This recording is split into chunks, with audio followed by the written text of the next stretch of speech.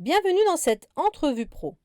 Je propose dans ces courtes vidéos de répondre aux questions les plus fréquentes qui me sont posées lors de mes accompagnements.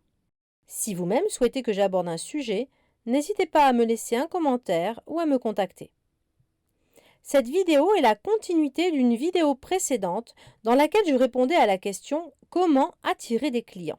En effet, j'abordais également l'importance de savoir conserver sa clientèle, d'où la question « Comment fidéliser ses clients ?» Longtemps négligé, cet aspect fait maintenant partie de véritables formations et étapes incontournables pour la pérennisation de son entreprise. On en parle notamment en marketing, c'est l'expérience client, qui est un concept qui traite de la relation entre les entreprises et leurs clients. Je dirais que la première des questions à se poser et à écrire en gras, c'est qu'est-ce qui m'insupporte moi, l'entrepreneur, quand je suis à mon tour client?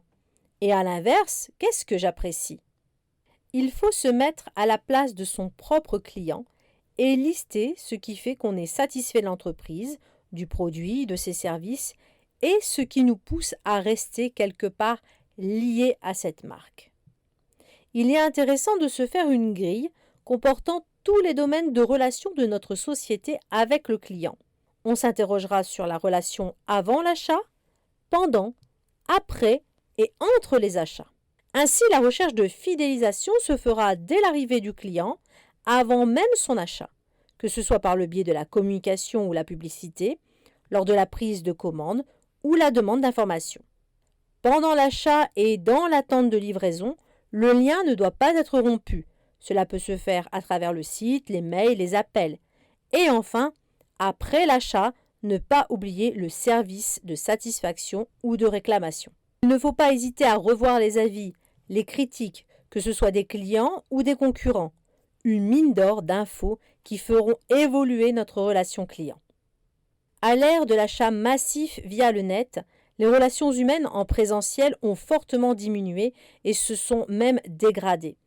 Il est donc fondamental de recréer ce besoin de relations bienveillantes et chaleureuses à distance. Recréer une proximité, un lien humain à travers les outils multiples que nous offre le net. Réseaux sociaux, vidéos, mailing, et je dirais également aussi à l'écrit dans les colis. Qui n'est pas ravi de voir un petit mot touchant et fidélisant dans son colis? Toutefois, rien ne remplacera le contact humain réellement. C'est pourquoi, même si vos services et produits sont uniquement en vente via le net, il est toujours intéressant d'organiser des événementiels physiques, des rencontres entre partenaires et clients, comme lors de salons commerciaux. Pour conclure, je dirais qu'il est primordial d'être à l'écoute de ses clients. Ce sont eux qui feront évoluer finalement votre entreprise. La notion d'appartenance à une même communauté de clients est primordiale.